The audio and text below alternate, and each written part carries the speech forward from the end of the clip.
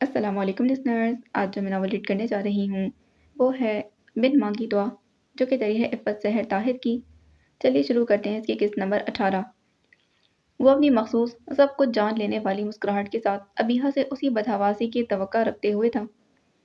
کیسی ہو؟ سن گلاسز بالوں میں اٹکاتے عمر نے بڑے دوستانہ انداز میں پوچھا۔ ابیحہ کی خوف سے پھیلی آنکھیں تو شاید اسے نظر ہی نہیں آ رہی تھی۔ آپ کیوں آئے ہیں؟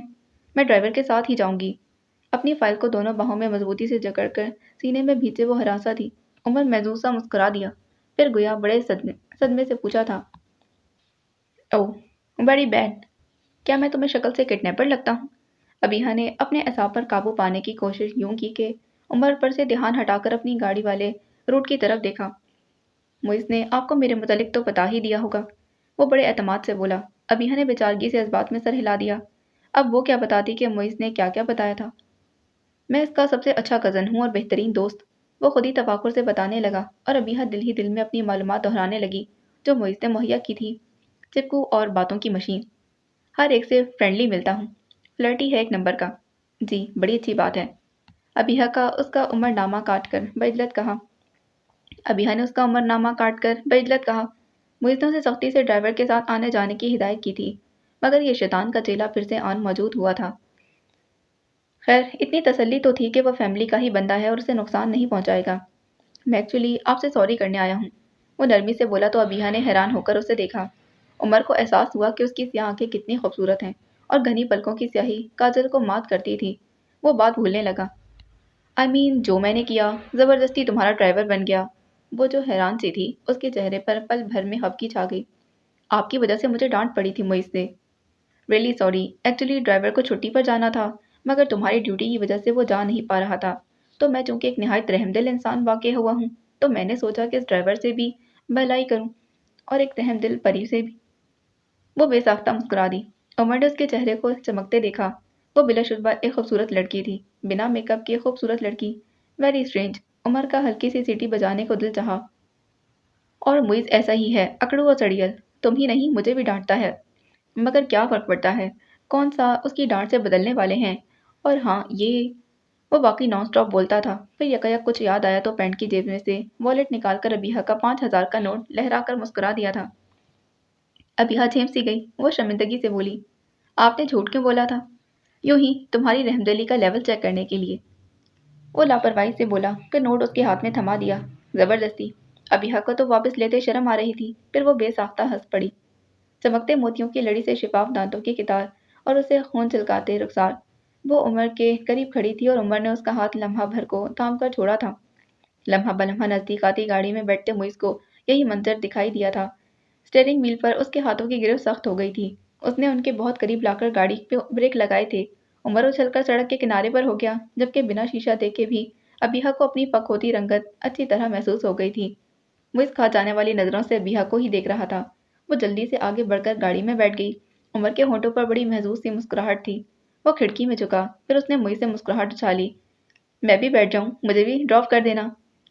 بڑی منت بھری التجا تھی۔ معیز نے سلگتی نگاہ اس کے چہرے پر ڈالی اور ہلکے سے دانت پیس کر بولا، تمہیں تو میں کہیں بہت دور جا کر ڈراپ کروں گا، اور ایک جھٹکے سے گاڑی آگے بڑھا دی۔ وہ ہنستا ہوا پیچھے ہٹا تھا۔ لمحہ بھر کھڑے ہو کر تیزی سے جاتی معیز کی گاڑی کو دیکھا اور پھر سر جھٹک کر اپنی گاڑی کی طرف بڑھ گیا تھا۔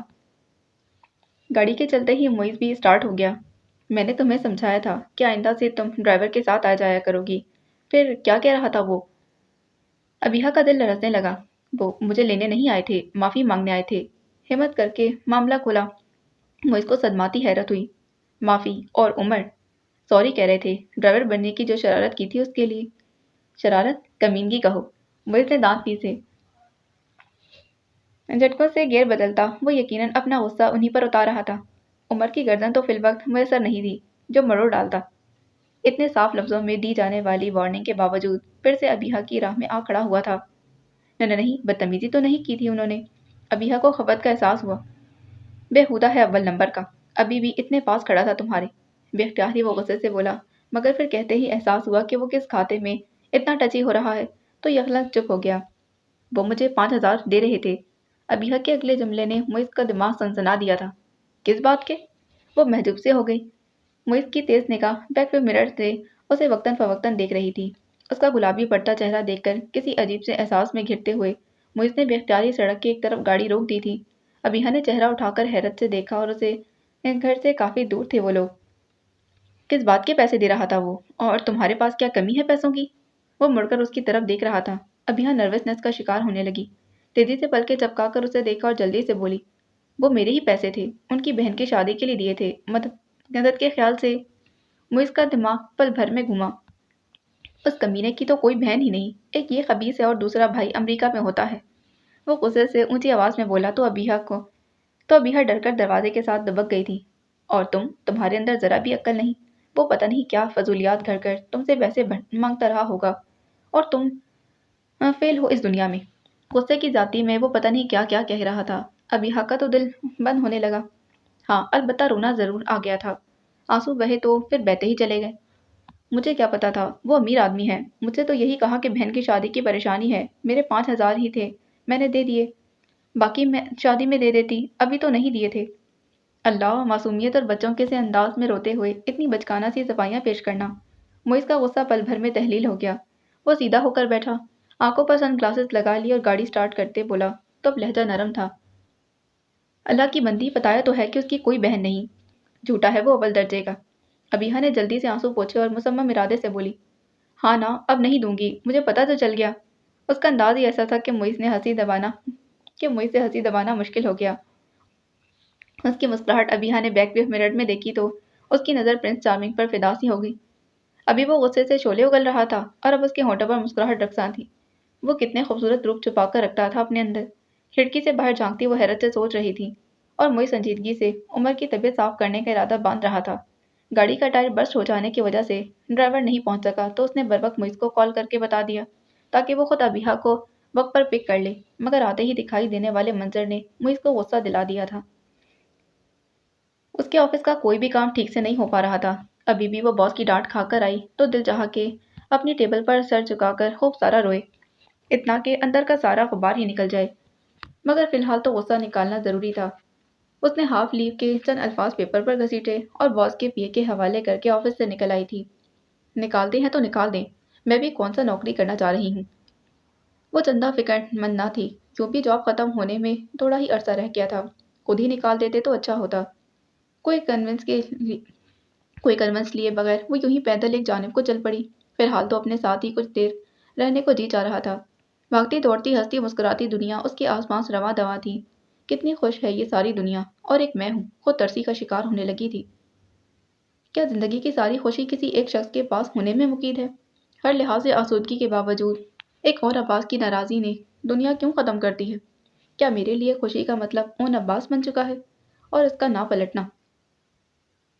موت سا کیوں لگتا ہے؟ یہ سارے سوالات تھے، انہیں سوالات نہیں حقیقت تھی بلکہ جو اس پر منکشف ہو رہی تھی۔ دھندلاتی آنکھوں کو ہاتھ سے رگڑتے وہ سامنے سے آنے والی ٹیکسی کو روکنے لگی۔ تو کیا یہ طے ہے کہ آپ عمر بھر نہیں ملنا؟ تو پھر یہ عمر ہی کیوں، تم سے گر نہیں ملنا؟ موبائل کی رنگ ٹون بجی تو معیز کا نمبر اسکرین پر جگمگاتا دیکھ کر رباب کے ہونٹوں پر استرزائیہ سی مسکراہٹ پھیل گئی تھی۔ ہیلو، بنا کسی خوشی کے وہ نارمل سے انداز میں کال اٹینڈ کرتے ہوئے بولی، کیسی ہو؟ ٹھیک، وہ مختصر بولی، میں اس روز تمہیں کال بیک کرتا رہا مگر تم نے اٹینڈ نہیں کی۔ معیز کو اس کے انداز سے اس کی ناراضی کا احساس ہو رہا تھا، صفائی پیش کرتے ہوئے بولا۔ وہ کان اور شانے کے درمیان موبائل پھنسائے نیل پالش کی شیشی کھولے کاؤچ پر بیٹھی تھی۔ ہاں مجھے پتا چلا تھا مگر اس وقت میں بزی تھی، وہ بے نیازی سے بولی، مگر جیسے جتایا گیا ہو کہ وہ اچھی طرح سمجھ گیا تھا۔ I'm sorry رباب، میں اس وقت میٹنگ میں تھا، بہت نقصان ہو جاتا معیز نے پھر سے کہا۔ کیا نقصان ہو جاتا معیز احمد؟ ایک طرف وہ میٹنگ تھی اور دوسری طرف رباب احسن۔ تم نے تو ایک چیز کو چننا اور دوسری کو کھونا تھا، اور یہ تم بہتر سمجھتے ہو کہ تم نے کیا چنا اور کیا کھو دیا۔ وہ بہت تند اور تیکھے لہجے میں بولی۔ معیز کو ہرٹ کر گئی تھی۔ میں نے تمہیں بہت پہلے چن لیا تھا رباب، بچوں کی طرح موازنے مت کرو، معیز نے سنجیدگی سے کہا۔ مجھے عادت ہے معیز، وہ اس کی بات کاٹ کر درستی سے بولی تھی، جب تم مجھ پر کسی اور کو فوقیت دو گے میں یہ موازنے کروں گی۔ وہ اپنے لمبے ناخنوں پر میرون کیوٹکس کے خوبصورت شیڈ کو کوٹ کرنے لگی تھی۔ تمہیں کوئی ضرورت نہیں موازنے کی رباب، معیز نے اسے ٹوکا، پھر محبت سے بولا، تمہاری اپنی ایک اہمیت اور حیثیت ہے۔ ہاں، وہ ہلکا سا ہنسی اور ہاتھ سامنے پھیلا کر ناخنوں پر تیرانہ نظر دوڑاتے بولی، ہاں مگر 50-60 لاکھ سے تھوڑی کم۔ کیا مطلب؟ وہ سمجھا نہیں۔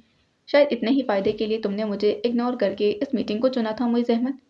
وہ کہہ کر اب دوسرے ہاتھ کو سامنے پھیلائے کیوٹکس کی تہ جمانے لگی تھی۔ معز کو اس کی بات سن کر دھچکا لگا۔ کیا فضول باتیں کر رہی ہو رباب؟ خود کو ان مادی چیزوں سے مت کمپیئر کرو۔ تم نے بھی تو یہی کیا معز، اور میرا پردہ اوپر اٹھ گیا۔ وہ بے حد تلخی سے بولی تھی۔ معز کو بھی اب کی بار غصہ آ گیا تھا۔ یہ بزنس فقط میرا نہیں، میری ماں، بھائی اور بہن کا بھی ہے رباب، اور میں جان بوجھ کر اسے خسارے کا شکار نہیں کر سکتا۔ اس نے کیوٹکس کی شیشی اچھی طرح بند کر کے کاؤچ پر رکھی اور موبائل دوسرے کان کے ساتھ لگا کر شانے سے دبایا اور اطمینان سے بولی، چلو آج کچھ باتیں طے کر لیتے ہیں معز کہ ہمیں کیا کرنا ہوگا اور کیا نہیں کرنا ہوگا۔ ہاتھ سامنے پھیلا کر جائزہ لیا۔ زندگی انسان کے طے شدہ اصولوں سے گزرتی تو تقدیر نامی چیز کا وجود نہ ہوتا رباب۔ معز نے سنجیدہ انداز میں کہا۔ نو فلسفہ معز، وہ بیزار کن لہجے میں بولی، میں صرف جاننا چاہتی ہوں کہ تمہاری زندگی کی ترجیحات میں کون سے نمبر پہ ہوں۔ تم میرے لیے بہت خاص ہو رباب، معز نے کہنا چاہا مگر وہ استہزائیہ لہجے میں اس کی بات کاٹ گئی۔ وہ تو آنٹی اور زارا بھی ہیں تمہارے لیے۔ اچھا یار سوری، کہو تو پنالٹی دے دیتا ہوں اپنی گستاخی کی، سامنے آ کر کان پکڑ لوں، جو سزا تم کہو۔ معز نے ہار مان لی۔ وہ اسے اور ناراض نہیں کرنا چاہتا تھا۔ رباب کا بھی فوراً موڈ بدلا۔ اترا کر نفرت سے بولی، تو یوں کہو نا کہ اب آئے ہو نا سیدھی لائن پر۔ وہ ہنس دیا تھا۔ تم لڑکیاں بھی نا، مجال ہے جو خود کو قصوروار سمجھ لیں۔ پھر وہ چپ سا ہو گیا تھا۔ اسے اپنی بات سے ابیہا یاد آئی تھی۔ وہ لڑکیوں کی کون سی قسم تھی جو ہر قصور اپنے کھاتے میں درج کرنے کی عادی تھی؟ کیا کہا تم نے؟ وہ چونکا تو رباب چلا اٹھی۔ دیکھا، پھر وہی بات، میں بولے چلی جا رہی ہوں اور تمہارا دھیان اپنے بزنس اور اس کی بوگس میٹنگز میں ہے۔ بے وقوف، میں تو تمہیں منانے کا کوئی شاندار سا طریقہ سوچ رہا تھا، کوئی سرپرائز۔ معز نے الٹا ڈانٹا تھا۔ اچھا، کیا سرپرائز ہے؟ اس نے اشتیاق سے پوچھا۔ پھر سرپرائز بتا دیا تو کیا بتا؟ سرپرائز بتائے نہیں کرتے، دیے جاتے ہیں، معز نے خوشگوار انداز میں کہتے اسے ٹالا تھا۔ رباب نے سر جھٹکا۔ اسے سیفی اور اس کی آپا کے دیے گفٹ اور ان کی قیمت یاد آئی تھی۔ سیفی کی کمپنی رباب کو پسند نہیں تھی مگر ساری کشش تو اس کے پیسے میں تھی جو وہ دونوں ہاتھوں سے لٹاتا تھا اس پر، اور معز کی کمپنی پسند آ گئی تھی مگر اس کی کنجوسی۔ اچھا، وہ ابیہا مراد بھی تمہاری انیکسی میں رہ رہی ہے ابھی؟ رباب نے اس قدر اچانک پوچھا کہ معز گڑبڑا گیا۔ کون؟ ابیہا؟ اچھا وہ زہر لگتی ہے وہ لڑکی مجھے، کالج میں بھی مجھے پسند نہیں تھی اور تم نے اسے گھر میں ہی گھسا لیا ہے۔ کب جائے گی وہ اپنے گھر؟ تمہارا دوست اتنا غریب تو نہیں لگتا کہ اپنے گھر نہ رکھ سکتا ہو؟ وہ تیز لہجے میں بولی تو معز نے لمحہ بھر کچھ سوچا اور پھر ٹھہرے ہوئے لہجے میں بولا، یوں کرتے ہیں کہ کہیں اچھی سی جگہ پر ملتے ہیں، پھر میں تمہیں بتاتا ہوں کہ ابیہا مراد کہ اصل میں ہے کیا۔ وٹ؟ رباب کا سر گھما۔ یعنی ہم محض اس ڈفر سی لڑکی کو ڈسکس کرنے کی خاطر ملیں گے؟ یا اللہ! معز کہا، یہ لڑکیوں کی قوم آج تک میری سمجھ میں نہیں آئی ہے۔ یہ ہے تو کیوں ہے، وہ نہیں ہے تو کیوں نہیں ہے۔ ملنے کا کہہ رہا ہوں تو مل لو نا بس، پھر سب کچھ ڈسکس ہو جائے گا۔ اور سچ اگر وہ معز کے بیچارے سے انداز پر ہنستی تھی۔ اوکے، کل لنچ ٹائم پر پک کرتا ہوں تمہیں۔ اور ہاں، فون رکھتے رکھتے اسے یاد آیا تھا، تمہارا رزلٹ آ چکا ہے یار، کیا پوزیشن بنی؟ معز کے پوچھنے پر وہ بڑے غرور سے بولی، بننا کیا ہے، یہ بھی کوئی پوچھنے کی بات ہے، فرسٹ پوزیشن ہے میری۔ بڑے اطمینان سے جھوٹ بول دیا تھا۔ بہت مبارک ہو، مجھے رول نمبر دیا ہوتا تو میں نیٹ سے خود چیک کر لیتا، تمہارے بتانے سے پہلے ہی وش کرتا۔ معز کو تعصب نے گھیرا تھا۔ رباب نے سر جھٹکا۔ اٹس اوکے، میرے لیے اب فرسٹ آنا عام سی بات ہو گئی ہے، اینی ویز کل ملتے ہیں پھر۔ اس نے پول کھلنے کے ڈر سے بات مختصر کرتے فون بند کر دیا اور گہری سانس بھرتے معز کی پیشانی پر شکن ہو گئی تھی۔ وہ ان نکات پر غور کر رہا تھا جو ابیہا کے متعلق کل رباب کو بتانے تھے۔ کلثوم کا فون آیا تھا آج۔ امی دوپہر کو چائے لے کر کمرے میں آئیں تو ابا نے کتاب بند کرتے چائے کا کپ تھاما اور بتا دیا۔ وہ ان کے بیڈ پر پیروں کی طرف ٹک گئیں۔ اچھا، کیا کہہ رہی تھی؟ امی نے ان کے تاثرات سے کچھ اندازہ لگانا چاہا۔ وہ کسی سوچ پہ گم لگتے تھے۔ وہ بھلے لوگ کیا کہیں گی، پر اس کی ساس کی خواہش ہے کہ شادی کی رسمیں وہ اپنے گھر میں کریں گی۔ ابا نے چائے کا گھونٹ بھرا۔ امی نے جھمبے سے اسے دیکھا۔ تو اس میں فکر کیسی؟ مہندی مایوں تو وہی ہوگی ثانیہ کی، بارات کے لیے کوئی میرج ہال بک کروا لیں گے بس۔ ابا نے ہمیشہ کی طرح بڑے بڑے گھونٹ بھر کر گرما گرم چائے اندر اونڈے لی اور کپ خالی کر کے سائڈ ٹیبل پر رکھ دیا تھا۔ ہاں، تمہارے کہے پر عمل ہوتا تو کوئی فکر نہ تھی، مگر ان کا کہنا ہے کہ مگر ان کا کہنا کچھ اور ہے نیک بخت۔ کتنی دفعہ کہا ہے یہ پہلیاں اپنے بیٹے کے سامنے بوجھا کریں، مجھے تو سیدھی سیدھی بات بتا دیا کریں اور بس۔ امی قدرے چڑھ کر بولی۔ ان کا کہنا ہے کہ چونکہ نکاح پہلے ہو چکا ہے تو پھر مزید تکلفات میں پڑنے بغیر ہم مائیوں سے ایک روز پہلے گاؤں پہنچ جائیں، 2 روز بعد دلہن رخصت کروا کر لے آئیں۔ وہ اطمینان سے بولے تو وہ اچھلی جیسے کسی بچھو نے ڈنک مارا۔ ہائے ہائے، ہوش میں تو ہیں آپ؟ یہ کیسی شادی اور کیسی رخصتی ہے بھائی دونوں کی مہندی مائیوں ہوگی اور اگلے روز ہم دلہن لے کر آ جائیں گے واپس اور دھوم دھام سے ولیمہ کر لیں گے۔ ابا نے یوں کہا جیسے وہ تمام صورتحال پر اچھی طرح سوچ بچار کر چکے ہوں اور انہیں کسی قسم کا کوئی اعتراض نہ ہو، مگر امی کو تو یہ بات ہضم نہ ہو رہی تھی۔ بھلا ایسا بھی کبھی ہوا ہے؟ اور ہمارا بارات لے جانے کا ارمان تو رہ گیا نا؟ امی روحان سی ہونے لگیں اور ابا خفا۔ کم عقل عورت، ارمان کیوں رہے گا؟ ہم حویلی میں جائیں گے، وہیں رہیں گے اور وہاں سے بارات جائے گی کلثوم کے گھر۔ اچھا، ان کی فکر ختم ہوئی مگر وہ ابھی بھی متذبذب تھی۔ عجیب سا ہی لگے گا، رشتہ دار کیا سوچیں گے؟ یہیں بیٹھ کر جو سوچنا چاہتا ہے وہ نہ جائے، یہاں بیٹھ کر سوچتا رہے۔ ابا میں یہ بڑی خوبی تھی کہ لمبی بحث انہیں رفتہ رفتہ غسیل بنا دیتی تھی۔ اوفو، کمال کرتے ہیں آپ بھی، اب ہر ایک تو ساتھ جا کر وہاں رات نہیں نہ رہ سکتا۔ امی دھیمی پڑی۔ بس قریبی رشتہ دار ہوں گے اور گھر کے لوگ اور بس۔ ابا نے ہاتھ اٹھا دیا، گویا بات ختم، پیسہ ہضم۔ اب ایسا ہی ہونا تھا۔ امی گہری سانس بھرتی خالی کپ اٹھائے اس عجیب و غریب شادی پر غور کرتی کمرے سے باہر نکل گئیں، اور یہی بات جب بھابھی کو پتہ چلی تو وہ بڑی ایکسائٹیڈ ہوئی، مگر وہ تو پہلے صدمے کا شکار ہوا پھر زبردستی مسکرا دیا۔ مذاق کر رہی ہیں آپ؟ امی نے معذرت خواہانہ انداز میں سر نفی میں ہلا دیا۔ یہ سب طے شدہ ہے۔ کمال ہے، اب ہم وہاں جا کر لڑکی والوں کی چوکھٹ پکڑ کر 4 دن پہلے ہی بیٹھ جائیں۔ وہ جلتے توے پر جا بیٹھا تھا۔ وہ تو بارات والے دن بھی جانے کو راضی نہیں تھا، کچا 2 دن پہلے ہی۔ اف اف، اس کا بس نہ چلتا تھا، زمین پر پاؤں پٹکتا، بلکہ سر بھی۔ ثانیہ کی دادی کی خواہش ہے، بزرگوں کا دل رکھنا بڑی نیکی ہے بیٹا، وہ اپنے گھر سے ثانیہ کو رخصت کرنا چاہتی ہیں۔ امی نے نرمی سے کہا، اس ٹیڑھی کھیر کو یعنی اون کو آسانی سے تو کھایا نہیں جا سکتا تھا نا، تو ہم بارات لے جائیں گے نا ان کے گھر، یہ مہندی والے روز وہاں جا کر رہنے کی کیا تک بنتی ہے؟ وہ بالکل بھی قائل نہیں تھا۔ مہندی کے فنکشن میں آدھی رات تو ویسے ہی ہو جاتی ہے، پھر وہاں کا راستہ غیر آباد سا ہے، تمہیں پتہ ہے نا، رات گئے ادھر کا سفر خطرناک ہے، اور سب سے بڑی بات یہ کہ ہمیں کیا پریشانی ہے، نہ ایسی کون سی غلط فرمائش کر دی انہوں نے جو تم یوں وضاحتیں مانگ رہے ہو۔ لو جی، امی صفائیاں پیش کرتے کرتے تب اٹھیں تو ان کو ٹھنڈا ہونا پڑا۔ وہ تو ٹھیک ہے، مگر کیا ضروری ہے کہ ہر عجیب بات میری ہی شادی میں ہو؟ وہ بیچارگی سے بولا تو کھانے کی میز لگاتی بھابھی کی ہنسی چھوٹ گئی۔ وہ سر تھام کر بیٹھا ہوا تھا۔ دادی، کیا ضرورت ہے اس طرح کے شوشے چھوڑنے کی؟ ایسی شادی کبھی پہلے ہوئی ہے ہمارے خاندان میں؟ ثانیہ کے تو سن کر دل کو پتنگے ہی لگ گئے تھے۔ خفگی سے دادی کے ساتھ الجھنے لگی تھی، بلکہ خوب ہی الجھی۔ ادھر دولہا شادی کی راہ میں روڑے اٹکا رہا تھا تو ادھر دلہن کی دادی بھی کم نہیں تھی، بیچاری بے خبری میں ہی روڑا بن گئی۔ اے لو، تمہاری شادی ہی کسی معجزے سے کم ہے کیا؟ ایسی تیز ترار زبان، کینچی کی دھار بھی شرمندہ ہو جس کے آگے۔ دادی چمکی تھی، غصے میں وہ سارے لاڈ نخرے بھول جاتی تھی۔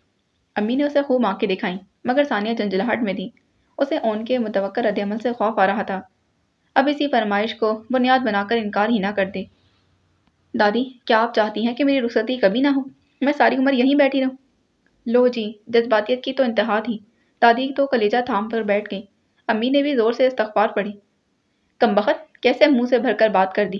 دادی آنکھوں میں ایک آدھ آنسو بھی بھر لائی تھیں اور شکوے سے بھرپور انداز میں بولی، اب بندہ پوچھے، تیری شادی میں میرے کوئی ارمان نہیں کیا؟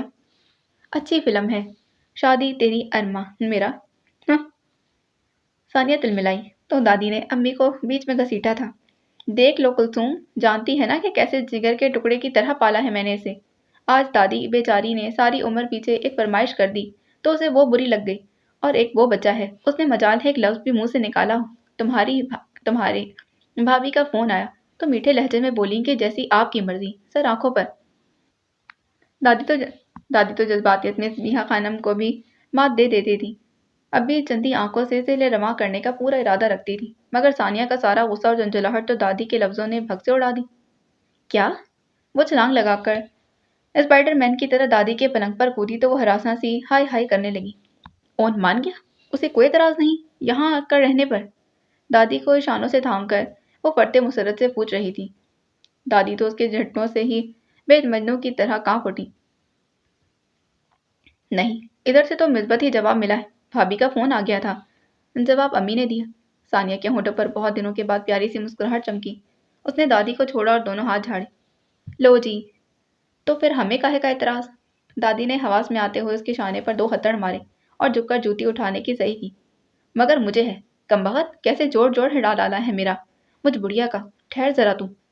दादी ने बच्चे दादी ने बचे कुचे दांत कचकचाए तो वो एक ही छलांग में दरवाजे के पास थी।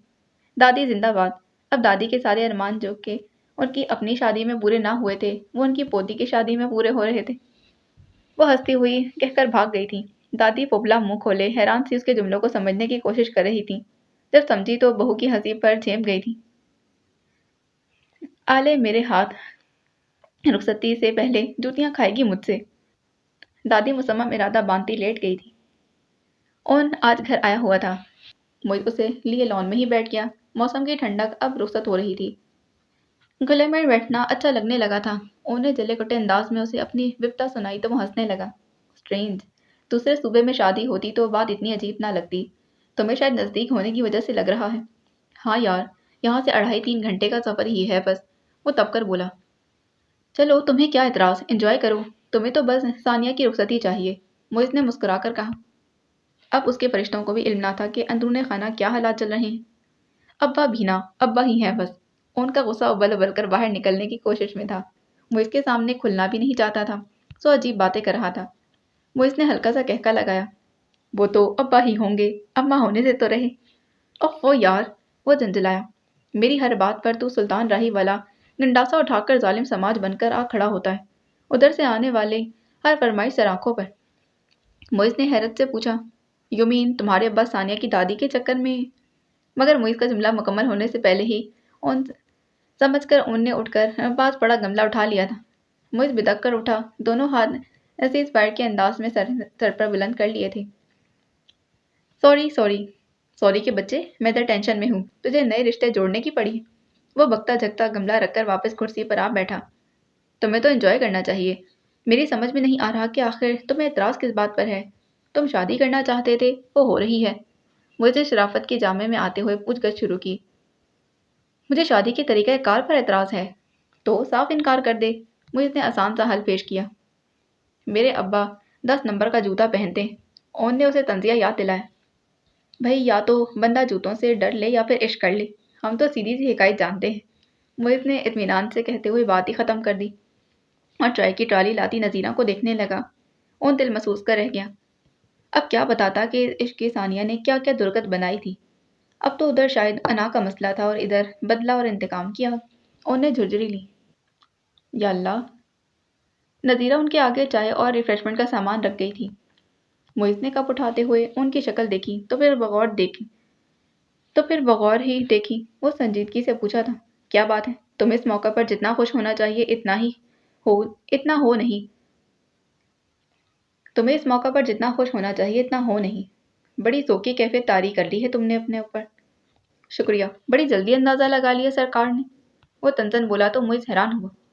क्या हुआ है? तुम तो ये शादी करने के लिए ज़मीन आसमान नहीं करने को तैयार थे, और यही काम शादी रोकने के लिए वो कर रही थी। उनने तनक कर उसे याद दिलाया था। मगर अब ये काम तुम करते दिखाई दे रहे हो। मुइज़ ने साफ गोई का मुजाहरा किया। जवाबन जज्बाती ओन ने नाजिया की शादी का हर किस्सा बिना किसी लाग लपेट के उसे कह दिया था। मुइज़ ने कोई रिस्पॉन्स नहीं दिया। हाथ हिलाकर बस मक्खी सी उड़ाई और उसकी प्लेट में कबाब रखते इत्मीनान से बोला, लड़कियां खुश होती हैं नाज नखरे दिखाकर, बस ये कबाब खा जरा। उधर मेरा दिल जलकर कबाब हो रहा है मुइज़। बस बहुत हो गया। मैं सानी की बस बहुत सह ली मैंने सानी की बदतमीजियाँ। उन्हें दांत पीसे। उलाले, अभी तो अगले 40-50 बरस और सहनी है, फिर क्या फ़ायदा कुढ़ने का। इसीलिए तो कह रहा हूँ कि कबाब खाओ। मुइज़ ने मुस्कुराहट दबाते हुए बज़ाहिर हमदर्दी से कहा, मगर ऊन खूब ही तबा। अच्छा, तेरा वक्त भी आएगा, फिर पूछूंगा तुझसे। चढ़कर कहा तो बेसाख्ता बोला, और मैं कौन सा तुझे बता दूंगा। फिर दोनों ही बेख्तियार हंस दिए थे। Take it easy. وہ صرف اپنی ریجیکشن کا بدلہ لے رہی تھی، اسے خود کچھ حملہ آور سمجھنا بند کر دو۔ واپسی پر محیط نے اسے سمجھایا، انہوں نے آدھی بات ہی میں کچھ کہنے کو منہ کھولا تو محیط نے اس کا شانہ دبا دیا تھا، اپنی بات پر زور دیتے مزید کہا، اور بالفرض وہ خود کچھ حملہ آور بن کر آ بھی رہی ہے تو ایسی شہادت دیکھ کے تو بندہ بصدے شوق شہید ہو جاتا ہے یار۔ اس کے انداز میں حد درجہ شرارت تھی، نہ چاہتے ہوئے بھی اون ہنس دیا تھا۔ تم کہاں جا رہی ہو؟ ماما نے اسے نکست سے تیار ہو کر کمرے سے نکلتے دیکھا تو دبے لفظوں میں سختی سے پوچھا۔ رباب نے تازہ سیٹ کیے بالوں کو نخوت سے چٹکا تھا۔ پلیز ماما، فرینڈز کے ساتھ جا رہی ہوں، علیشا نے پارٹی دی ہے۔ ہاں، ان کے دل سے آہ نکلی تو تعصب چہرے پر بھی جھلکا۔ اس نے تو سیکنڈ ڈویژن لے لی، وہ تو پارٹی کرے گی نا۔ آپ بھی نا بس منٹوں میں موڈ خراب کر دیتی ہیں، میں کون سا فیل ہو گئی ہوں؟ رباب کو غصہ آ گیا تھا اور پر سنبھالتی باہر نکلنے کو تھی۔ انہوں نے سر تاپا جوان بیٹی کو دیکھا، انہیں پتا تھا کہ اس کے گروپ میں سبھی اونچے گھرانوں کی ماڈرن لڑکیاں شامل ہیں، اسی لیے رباب کے انداز اور لباس میں بھی ماڈرنزم آ رہا تھا۔ اب بھی چنا ہوا دوپٹہ بس تکلفاً ہی اس نے بازو پر ڈال رکھا تھا اور ایک طرف سے شانے پر ٹکا ہوا تھا۔ ڈرائیور کے ساتھ جانا، اور کم از کم دوپٹہ تو بڑا لے لیتی، وہ نہ رہ سکی تھی۔ جواباً جس طرح وہ غصے سے ہیل بجاتی باہر نکلی اور جاتے ہوئے دھاڑ سے دروازہ بند کیا، وہ سر پکڑ کر بیٹھ گئی تھی۔ موئز نے اسے بس اسٹاپ سے ہی پک کر لیا تھا، جو کہ ابھی رباب ہی نے اسے فون کر کے لوکیشن بتائی تھی۔ اسے اتنے ماڈرن حلیے میں آزادانہ سب کے ساتھ بس اسٹاپ پر دیکھ کر موئز کا خون کھول اٹھا تھا۔ رباب کے مسکراتے لہراتے فرنٹ سیٹ سنبھالنے تک وہاں کھڑے لوگ اسے چپکی نظروں کا احساس کر کے موئز کی کنپٹیاں سلگ اٹھی تھیں۔ اف توبہ ہے، کتنی گرمی ہے ایک دم سے، وہ بڑی نزاکت سے بولی۔ موئز خاموشی سے گاڑی ڈرائیو کر رہا تھا۔ رباب نے گھور کر اسے دیکھا اور پھر اس کے بازو پر ہلکی سی جپت لگائی تھی۔ تم کیا زبان گھر رکھ کر آئے ہو؟ ہاں، جیسے تم شرم، موئز نے ترنت کہا تو لہجہ سلگتا ہوا تھا۔ رباب نے ناسمجھی سے اسے دیکھا۔ مجھے کہتی رباب، میں تمہیں گھر سے پک کرتا، یوں کتنا آکورڈ لگ رہا تھا تمہارا اس طرح کے لوگوں میں کھڑا ہونا، اسٹاپ پر کھڑے ہونا۔ میں نے گھر میں بتا ہی دیا ہے۔ میں نے گھر میں بتایا ہی کب ہے؟ علیشا کے ہاں پارٹی کا بہانہ کر کے آئی ہوں۔ وہ اطمینان سے اب ڈیش بورڈ میں پڑی مرسیڈیز چیک کر رہی تھی۔ موئز کو جھٹکا لگا۔ کیا مطلب؟ تم نے آنٹی کو بتایا نہیں کہ تم میرے ساتھ باہر جا رہی ہو؟ اس نے بے یقینی سے بری نگاہوں کے ساتھ اطمینان سے بیٹھی رباب کو دیکھا۔ ہاں، ویسے تو ضرور ہی مجھے آنے دیتی، وہ بڑبڑاتے ہوئے سیڑھی لگانے لگی۔ موئز نے بے اختیار زور سے اسٹیئرنگ پر ہاتھ ماری۔ شٹ، تمہیں کیا مسئلہ ہے بھائی؟ آ تو گئی ہوں نا میں، رباب نے خفگی سے کہا۔ مجھے شرم آ رہی ہے یہ سن کر کہ تم غلط بیانی کر کے آئی ہو گھر سے۔ وہ سب سمجھیں گے کہ تم اپنی فرینڈ کے گھر پر ہو اور اگر تمہیں یوں میرے ساتھ کوئی دیکھ لے تو نہ صرف میری ریپوٹیشن پر حرف آئے گا بلکہ زارا کا رشتہ بھی خراب ہوگا۔ موئز کو واقعی غصہ تھا، وہ اونچی آواز میں بولا تو رباب کو بھی غصہ آ گیا۔ اس نے سیڑھی ڈیش بورڈ پر پھینکی تھی۔ کیا بکواس ہے، تو نے خود مجھے بلایا تھا۔ ہاں، لیکن میں خود تمہیں گھر آ کر آنٹی سے اجازت لے کر جانا چاہتا تھا، موئز نے قطعیت سے کہا۔ کس رشتے سے؟ وہ چمکی۔ جب میں بات کرتا تو رشتہ بھی سمجھ جاتی رباب۔ اگر کوئی اعتراض کرتی تو میں وضاحت دیتا، ہم دونوں اچھے دوست ہیں۔ موئز نے ٹھنڈے انداز میں جواب دیا تو وہ بڑبڑاتے ہوئے باہر دیکھنے لگی۔ ایسے ڈریس میں تم وہاں اتنے لوگوں کے درمیان کھڑی تھی اور شرم مجھے آ رہی تھی۔ موئز نے تھوڑی دیر کی خاموشی کے بعد تعصب سے کہا تو رباب کا دماغ گھوم گیا۔ ایسے ڈریس سے کیا مطلب ہے تمہارا؟ اس نے اپنے لباس کی طرف اشارہ کیا۔ کم آن رباب، میں تمہاری ڈریسنگ پر نہیں بلکہ اس ڈریسنگ میں اجنبی لوگوں کے درمیان کھڑے ہونے پر اعتراض کر رہا ہوں۔ موئز نے محتاط لفظوں کا سہارا لیا، وہ اسے ناراض نہیں کرنا چاہتا تھا۔ رباب نے ناگواری سے کہا۔ ساری دنیا ہمارے لیے اجنبی ہی ہوتی ہے موئز، اس کا مطلب ہے کہ تم مجھے کبھی دنیا میں نکلنے ہی نہیں دو گی؟ میرے ساتھ نکلو گی تو ضرور لے کر چلوں گا، مگر اس طرح تنہا غیر مردوں کے بیچ نہیں، وہ صاف گوئی سے بولا تھا۔ روش، رباب نے سر جھٹکا، وہ جو آئینے میں خوبصورتی کی صنعت لے کر آئی تھی، موئز کی باتوں سے جی بھر کر بدمزہ ہوئی تھی۔ میرے خیال میں تم مجھے احتیاط کے ساتھ گھر ہی ڈراپ کر دو، کہیں تمہارا ایمان نہ خراب ہو جائے، ناراضی سے کہا۔ موئز نے گہری سانس بھری۔ مجھے اچھا نہیں لگا یوں لوگوں کا تمہیں گھورنا رباب، عورت کا تو مطلب ہی پردہ ہے۔ وٹ؟ وہ بتکی تھی۔ تم مجھے پردہ کرواؤ گے؟ ہمارے ہاں کون پردہ کرتا ہے؟ مگر لباس اور رہن سہن میں ایک شرم و حیا کا احساس، دوپٹہ سر پر نہ صحیح مگر بدن کو تو ڈھانپے رکھے۔ موئز نے اب کی بار نرم لفظوں میں اسے سمجھایا تھا۔ دیکھو موئز، ایک بار پھر سوچ لو، میں ایسی ہی ہوں، تم نے کون سا پہلی بار دیکھا ہے مجھے؟ وہ تڑک کر بولی۔ ٹھیک ہے، مگر تم خود کو بدل تو سکتی ہو میری خاطر؟ موئز نے مسکرا کر پوچھا۔ لوہے کو ہمیشہ نرم کر کے ہی اس پر چوٹ لگائی جاتی ہے، وہ جھٹکی تلخی سے کہا تھا۔ اور اگر یہی سوال میں تم سے پوچھوں تو؟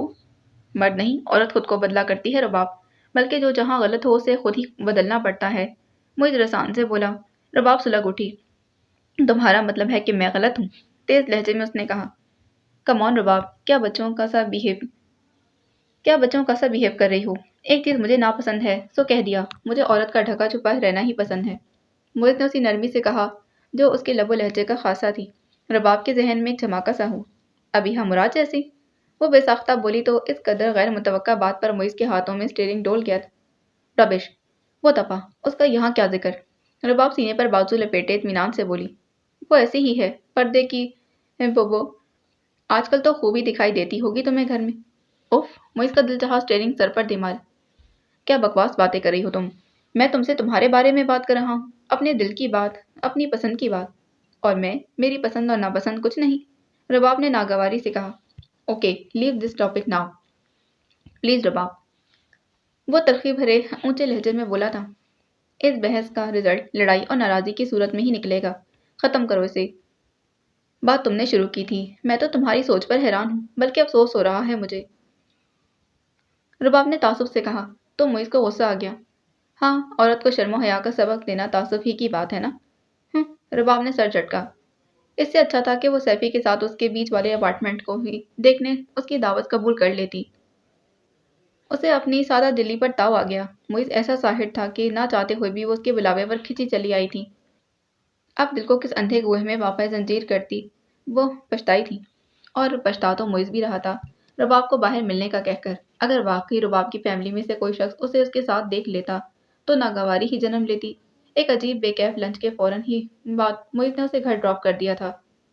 ابیحا مراد وہ دوبارہ ان کے درمیان موضوع گفتگو نہیں بنی تھی۔ موئز خاموش تھا اور رباب کا موڈ سخت آف تھا۔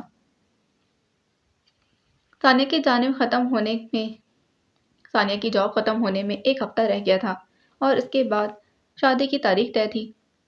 ابیحا کے امتحان شروع ہو چکے تھے۔ ثانیہ جب اسے بذات خود دعوت نامہ اور دینے پہنچی تو وہ آخری پیپر کی تیاری میں مگن تھی۔ ثانیہ کو دیکھ کر خوش ہو اٹھی۔ کیا بات ہے نالائق اسٹوڈنٹ، گھر آ کر بھی نوٹ سے چمکی رہتی ہو۔ ثانیہ نے اسے چھیڑا۔ صوفہ پر اس کے نوٹس بکھرے ہوئے تھے، زیبتے ہوئے وہ اکٹھے کرنے لگی۔ بس یوں ہی، تیاری تو مکمل تھی، سوچا ایک بار دوہرا لوں، اس نے نوٹ فائل میں سمیٹتے ہوئے کہا۔ آپ سنائیں، جا رہی ہیں واپس؟ ابیحا خوشی سے چمکتا چہرہ لیے اس کے پاس آ بیٹھی۔ یہ آخری ہفتہ ہے یہاں، ثانیہ نے سر ہلا کر کہا۔ اوف، ابیحا نے جوش سے اس کا ہاتھ اپنے ہاتھوں میں تھاما۔ آپ کی شادی ہوگی ثانیہ، کتنا مزہ آئے گا نا؟ ہاں، دوسروں کو تو مزہ ہی آئے گا، وہ گہری سانس لے کر بڑبڑائی۔ مجھے بھی انوائٹ کریں گی نا؟ ابیحا نے اسے یاد کرایا تو ثانیہ مسکراتے بیگ میں سے شادی کا کارڈ نکالنے لگی۔ دادی نے تو 2 ہفتے پہلے ہی کارڈ چھپا کر رکھ لیے تھے، جو یاد آتا رہے گا آخر دن تک اسے کارڈ بھجواتی رہیں گی۔ تمہارا تو میں ساتھ ہی لے آئی تھی، ابیحا نے مبہوت ہو کر خوبصورت سا کارڈ ہاتھوں میں تھاما۔ میں نے پہلی بار شادی کا کوئی کارڈ دیکھا ہے، اپنے ہاتھوں میں تھام کر وہ عجیب سی تشنگی اور معصومیت سے بولی تو اس کے ساتھ ساتھ ثانیہ کی آنکھیں بھی نم ہو گئیں۔ کتنی چھوٹی چھوٹی مگر بڑی محرومیاں سہی تھیں اس 19-20 سالہ لڑکی نے، اور اب تم ایک شاندار شادی کا آنکھوں دیکھا حال بھی بیان کرنا مستقبل میں اپنے بچوں کے سامنے۔ ثانیہ نے اسے ہنسانے کے لیے شرارت سے کہا تو لال پڑ گئی۔ دادی کی فرمائش ہے کہ دولہا والے مہندی والے روز گاؤں آ جائیں، حویلی میں ٹھہریں، وہاں سے میری مہندی لے کر آئیں، مایوں کی رسم ہو اور اگلے روز مجھے رخصت کروا کر پھر بارات واپس آئے۔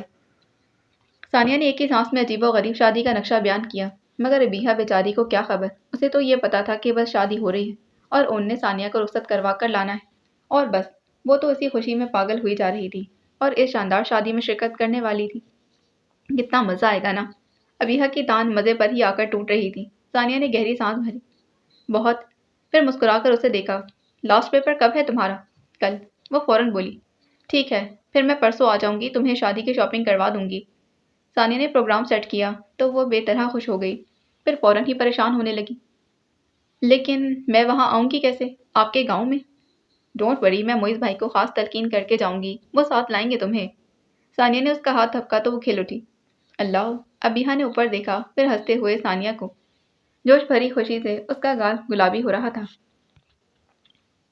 शादी आपकी है और नींद मुझे नहीं आएगी उस दिन के इंतजार में। सानिया को हंसी आ गई थी। तो मुझे कौन सा आ रही है? खौफ के मारे। आपकी तो शादी है ना, इसीलिए। मुझे तो इस खुशी में नींद नहीं आएगी कि मैं जिंदगी में पहली बार कोई शादी अटेंड करूंगी। अबीहा का बस ना चलता था झूम झूम जाए। सानिया उसे देख देख कर हंसती रही और अबीहा उसे कुरेद कुरेद कर शादी की रस्में पूछ रही थी। फिर जैसे वो आंखें फैलाकर मासूम सी हैरत के साथ थोड़ा सा मुंह भाग करती तो सानिया को उस पर प्यार आ जाता। वो खुश थी, बेपनाह खुश। वो रबाब की वजह से खासे बुरे मूड में घर वापस आया था। शाम गहरी हो रही थी और आते ही उमर से टकराव। वो लाउंज में सबके दरमियान बैठा था। अंदर दाखिल होते ही मुइज़ ने ऊंची आवाज में सलाम किया। क्या फायदा भाई इतनी दूर से आने का जब कोई लिफ्ट ही ना करवाए। उमर ने सलाम का जवाब देते ही रिक्कत आमीज लहजे में अपनी मजलूमियत और मुइज़ की बेइतनाई की दुहाई दी थी। सवीना बेगम ने तासुब से मुइज़ को देखा, जबकि इज़ार को उमर की बात पर हंसी आई थी। वैसे इतनी को खींचकर आप अमेरिका तक ले गए हैं, कोई तो इतनी दूर नहीं था। मुइज़ उससे उलझना नहीं चाहता था। खामोशी से आगे सोफे में धंस गया। जब अमेरिका जितनी दूरियां दिलों में आ जाएं तो फिर कोई भी दूर लगने लगता है मेरे भाई, उसने दुखी लहजे में कहा। दुखी हीरो की शानदार नकल उतारी थी। ज़ारा हंसने लगी। मुइज़ के होठों पर भी ना चाहते हुए मुस्कुराहट फैल गई थी। मस्खरे हो अभी भी तुम पूरे। वो खड़े होकर कॉर्निश बजा लाया। शुक्रिया, ज़रा नवाजी है हजूर की, वरना बंदा किस काबिल है। हाँ, बंदा तो वाकई किसी काबिल नहीं, मुइज़ ने पुरसोच अंदाज में थोड़ी खुजाते हुए कहा।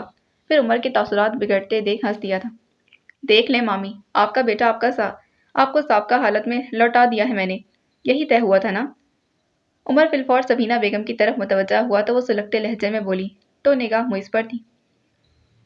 मैं तो तब मानूंगी जब वो इस घटिया औरत की औलाद इस घर की एनेक्सी से भी दफा हो जाएगी।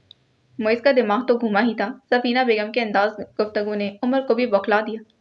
माहौल की रंगीनी एकदम ही संगीनी में बदल गई थी। उमर ने बड़े दिनों बाद मुइज़ को अपने पहले वाले रंग में देखा, मगर मामी के लबो लहजे का जहर माहौल को बदल गया था। उमर ने संजीदा तासुरात और भिजे लबों के साथ मुइज़ को वहां से उठ के जाते देखा था तो उसे तासुब हुआ। देखा देखा तुमने, एक लफ्ज़ भी उस हराफा के खिलाफ सुन ले तो। सफीना बेगम गुस्से से तिलमिला उठी थी। मामा, आप अपने बेटे को इस मामले में जहनी तौर पर टॉर्चर कर रही हैं, जब इसमें इसका कोई कसूर नहीं।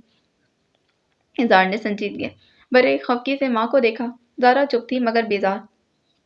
कितनी बार वो माँ को इस मामले को ठंडे दिलो दिमाग से सोचने पर कह चुकी थी, मगर सफीना बेगम थी कि अपने मशहूर ज़माने जाहो जलाल को छोड़ने में आती ही नहीं थी।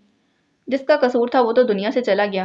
भाई ये क्यों उसकी गलती को गले लटका कर फिर रहा है? नहीं होता बर्दाश्त मुझसे। सफीना बेगम चिलमिला कर बोली तो वो खामोश बैठा। उमर भी बोल पड़ा। अच्छा फूफो, ये बताएं आपको कैसी बहू चाहिए? आई मीन मुइज़ की बीवी। पढ़ी लिखी हो, शरीफ और बाकिरदार, खानदानी लड़की चाहिए मुझे, जो मेरे बेटे के साथ जचती हो। सफीना बेगम ने तनफ़्फ़ुर से कहा था। सफीना बेगम ने तनफ़्फ़ुर से गोया अबीहा को रद्द किया। आपको पता है आपकी मौजूदा बहू ग्रेजुएशन का एग्ज़ाम दे रही है, और रही ख़ानदान की बात तो फूफा के ख़ानदान से है वो। एक ही खून है उसका और इन लोगों का। उमर इस कदर आराम से ममासलत पेश कर रहा था कि सफीना बेगम शिद्दत से उसे देखे गई। गोया वकील उनका था और साथ मुखालफत भी उन्हीं कर रहा था। सादगी, मासूमियत और खूबसूरती एक्स्ट्रा क्वालिटी है उसकी। और रही बात मुइज़ के साथ जचने की तो माफ़ कीजिएगा, वो ज़्यादा नंबर ले जाएगी मुइज़ से। उमर ने मुस्कुराते हुए इत्मीनान से बात मुकम्मल की। उसके अंदाज से कहीं से नहीं लग रहा था कि वो मजाक कर रहा है। ज़ारा तो धक्सी मारकर रंग बदलता चेहरा देख रही थी, जबकि इज़ार को अच्छा लगा था उमर का इस बेकसूर लड़की की हिमायत में बोलना। सफीना हवास में लौटती तिलमिला उठी। ये क्या बकवास है उमर? मैंने क्या मैंने क्या यहाँ तुम्हें इसकी सलाहियतों और खूबियों पर रोशनी डालने के लिए बुलाया था? वो सूरज जैसी लड़की है पप्पो, जिसे देखने से आंखें चुंधिया जाती हैं। ज़्यादा दुनिया से बेखबर लोग तरसते हैं ऐसी लड़की को बहू बनाने के लिए। वो संजीदा था। तुम्हें बड़ा पता चल गया है। 15 दिनों में? उन्होंने जलकर तंज किया। जाहिर है इसी काम के लिए तो इनविटेशन भिजवाया था मुझे। उमर ने आराम से जवाब दिया। भाई को फोर्स मत करें मामा, उन्हें उनकी मर्जी का फैसला करने दें। वैसे भी वो शायद रुबाब में इंटरेस्टेड हैं, तो फिर उन्हें मौका दें और सही वक्त भी फैसला करने का। हिजार ने हमेशा की तरह गैर जानिबदारी का मुजाहरा किया तो सफीना बेगम सर थाम कर बैठ गई। अबीहा बेहद खुश थी। सानिया की शादी में आने वाले मुतवक्का मज़े के ख्याल ने ही उसे खुश कर दिया था। اس کے امتحان ختم ہو چکے تھے اور آج وہ ثانیہ کے ساتھ اپنی زندگی کی پہلی باقاعدہ شاپنگ کے لیے آئی تھی۔ مہندی کا سوٹ، جوتے اور جویلری کے ثانیہ نے اپنی طرف سے گفٹ کیا تو وہ شرمندہ سی ہو گئی۔ اٹس اوکے ثانیہ، پیسے ہیں میرے پاس۔ واقعی اس کا والیٹ نوٹوں سے بھرا ہوا تھا۔ ابھی تک معیز اسے جو ماہانہ 10,000 دیتا تھا اس میں سے خرچے کی نوبت ہی کہاں آئی تھی۔ سو وہ اطمینان سے شاپنگ کر رہی تھی، اپنی زندگی کی پہلی شاپنگ۔ والیٹ میں سے نوٹ نکال کر پیمنٹ کرتے اس کے ہاتھ لرزنے لگے۔ عجیب سی سنسناہٹ اس کے وجود میں دوڑ اٹھی تھی، دل یکلگتی بوجھل سا ہو گیا اور رنگت زرد۔ ثانیہ گھبرا کر شاپنگ ادھوری چھوڑ کر اسے قریبی کولڈ اسپاٹ پر لے آئی تھی۔ اسے روڈ سائڈ کرسی پر بٹھایا، زبردستی ٹھنڈا جوس اس کے ہاتھ میں تھما دیا تھا اور پھر اس کی آنکھوں سے ٹپ ٹپ کرتے آنسو دیکھ کر وہ ساکت رہ گئی۔ Abiha, are you okay? کیا ہوا جانو؟ ثانیہ نے جھک کر اس کا ہاتھ تھاما، وہ اس کے ساتھ لگ کر رو دی تھی۔ اس کا خود پر قابو نہیں رہا۔ بیا بتاؤ تو کیا ہوا ہے؟ طبیعت ٹھیک نہیں کیا؟ ثانیہ پریشان تھی، پھر ہی گھبرا کر بولی، بس کرو نا یار، روڈ سائڈ پر ہیں ہم، لوگ ہمیں گھور گھور کر دیکھ رہے ہیں۔ ثانیہ نے دوسرا حربہ آزمایا تھا اور اس پر فوری اثر بھی کیا، یا شاید دل کا غبار نکالنے کے بعد اس کے دورے کی کیفیت کم ہو گئی تھی۔ ثانیہ سے الگ ہو کر چادر سے چہرہ پوچھنے لگی، جوس پیو پھر اطمینان سے بات کرتے ہیں۔ ثانیہ اس کے ساتھ والی کرسی پر بیٹھتے نرمی سے بولی تو اس نے خاموشی سے اسٹرا لبوں سے لگا لیا تھا۔ اب بتاؤ کیا ہوا؟ سوٹ کا کلر پسند نہیں آیا یا قیمت سن کر رو پڑی تھی؟ جوس ختم کرنے تک وہ خاصی سنبھل چکی تھی۔ تب ثانیہ نے مذاقن پوچھا۔ اس نے نفی میں سر ہلا دیا، مگر آواز نہیں نکلی۔ گلے میں جیسے کوئی سخت چیز اٹکنے لگی تھی، آنکھوں کی زمین پھر سے نم ہونے لگی۔ ایسے ہی یہ روپے خرچ کرتے مجھے امی یاد آنے لگی تھی۔ وہ بیچاری تو روپیہ روپیہ کماتے جوڑتی تھی، حلال روزی کمانے کا جنون، مجھے بچانے کا خوف، اور آج میں دونوں ہاتھوں سے روپیہ اڑا رہی ہوں۔ ثانیہ کے دل میں تعصب اور ہمدردی بھر گئی تھی۔ ہر انسان اپنی قسمت پاتا ہے بیا، اور یہ تمہاری امی کی دعائیں ہیں جو تمہیں لگ گئی ہیں۔ تم رو مت، بس ان کی بخشش کے لیے دعا کرو، قرآن پڑھا کرو ان کے لیے، اپنے دل کے اطمینان کے لیے۔ ابیہا نے آنکھیں ہتھیلیوں سے رگڑتے اس بات میں سر ہلایا اور مسکرانے کی کوشش کی۔ میرے خیال میں دہی بھلے سموسے کھا لینے چاہیے، باقی کی شاپنگ اس کے بعد۔ تمہارا ولیمے کے لیے جو جوڑا ہے نا ابھی باقی ہے، اور کچھ موسم کی شاپنگ کرواؤں گی۔ گرمی آ گئی ہے اور لان کے جتنے بھی کپڑے ہوں کم ہوتے ہیں۔ ثانیہ نے جلدی جلدی کا تاثر پھیلاتے ہوئے بات بدلی۔ ابیہا متشکر ہوئی تھی۔ واقعی اسے کہاں خیال آنا تھا بدلتے موسم کی شاپنگ کرنے کا۔ یہ تو ثانیہ ہی تھی جو بڑی آپا بن کر خیال رکھتی تھی سب باتوں کا۔ ان دونوں نے سموسے کھائے، دہی بلوں کی ایک پلیٹ لے کر شیئر کی اور پھر اوپر سے کولڈ ڈرنک۔ اس کے بعد کی ساری شاپنگ ثانیہ نے بہت اطمینان سے کروائی تھی۔ ابیہا تو ہر چیز نئی اور اچھی لگتی تھی۔ ثانیہ نے خود سے ہی ساری چیزیں پسند کی تھیں۔ فالتو چیزوں سے پرہیز کرتے اسے کپڑوں اور ضرورت کی دوسری اشیاء کی شاپنگ کر کے دی۔ دونوں لدی پھندی ٹیکسی میں گھسیں تو فلاں چیز کی باتیں۔ ثانیہ اتنی اچھی شاپنگ کا کریڈٹ خود کو دے رہی تھی اور ابیہا خود کو بہت امیر تصور کر رہی تھی جو اب دنیا کی ہر چیز خرید سکتی تھی۔ ابیہا کے ساتھ سامان لے کر اترتے ثانیہ نے ٹیکسی والے کو کرایہ دے کر رخصت کیا اور دونوں سامان لے کر انیکسی میں چلی آئی تھی۔ غلطی کرتی، ٹیکسی والے کو ویٹ کرنے کا کہتی، اسی ٹیکسی پر گھر چلی جاتی۔ ثانیہ کو پانی پیتے دھیان آیا تو تعصب سے بولی، اون بھائی سے کہیں اڑتے ہوئے آئیں گے وہ تو۔ ابیہا شرارت سے کہتی اس کے پاس آ بیٹھی، ہاں وہ تو ہے۔ ثانیہ کا دل اداس ہونے لگا، پہلے والا اون ہوتا تو یوں ہی آتا۔ پھر بھی وہ بشاشت سے بولی، دادی کہتی ہیں اب اون سے مکمل پردہ ہی ضروری ہے، ورنہ شادی والے دن منہ پر پھٹکار برسے گی۔ ابیہا ہنسنے لگی، یہ کون سی سائنس ہے؟ جو بھی ہے، مگر مجھے شادی کے دن پھٹکار زدہ چہرے کے لے کر پھرنے کا کوئی شوق نہیں۔ ثانیہ نے شانے اچکائے اور اٹھ کھڑی ہوئی، آج یہیں رک جائے نا۔ ابیہا نے آفر کی مگر ثانیہ نہیں مانی۔ جا کر ساری پیکنگ کرنی ہے، خالہ کے پورے گھر میں میری چیزوں کا پھیلاوا ہے، آدھی تو میرے جانے کے بعد برآمد ہوں گی۔ باہر آ کر ثانیہ کو ایک بار پھر افسوس ہوا، رکشا یا ٹیکسی ملتا تو قدرے مین روڈ پر آ کر۔ اندھیرا بڑھ رہا تھا، اس نے ثانیہ کو شاپنگ کرواتے اپنی بھی تھوڑی بہت چیزیں خرید لی تھیں۔ اب اس کے شانے پر شولڈر بیگ تھا اور ہاتھ میں 2 شاپنگ بیگ۔ وہ تیز قدموں سے چلتی مین روڈ کی طرف بڑھی جو سامنے ہی تھی، مگر ایسے میں وہ اپنے پیچھے آتی گاڑی سے انجان ہی رہی۔ وہ اب بھی دھیان نہ کرتی، اس شخص نے گاڑی اس کے پیچھے روکی تھی۔ ہیڈ لائٹ نے ثانیہ کو گڑبڑا کر سائڈ پر ہونے پر مجبور کیا۔ وہ شخص پھرتی سے گاڑی سے اترا اور ثانیہ کی طرف بڑھا جو بنا اس کی طرف متوجہ ہوئے آگے بڑھنے کا ارادہ رکھتی تھی۔ اس شخص نے درستی سے ثانیہ کا بازو تھام کر گاڑی کی طرف کھینچا تو بے اختیار ثانیہ کی ہلکی سی چیخ نکل گئی تھی۔ گاڑی کا اگلا دروازہ کھول کر اسے زبردستی اس میں دھکیلا تھا۔ اگلے ہی لمحے اس شخص نے ثانیہ کی چیخ و پکار سے بے پرواہ گاڑی دوڑا دی تھی۔ باقی اگلی کیس میں جانے سے پہلے چینل کو سبسکرائب کریں، ویڈیو کو لائک کریں، بیل آئیکن کو پریس کرنا ہرگز نہیں بھولنا اور ساتھ ہی کمنٹ بھی ضرور لکھ کر بتایا کریں کہ آپ کو ناول کیسا لگ رہا ہے۔ ملتے ہیں اس کی اگلی ایپیسوڈ میں۔ اللہ حافظ۔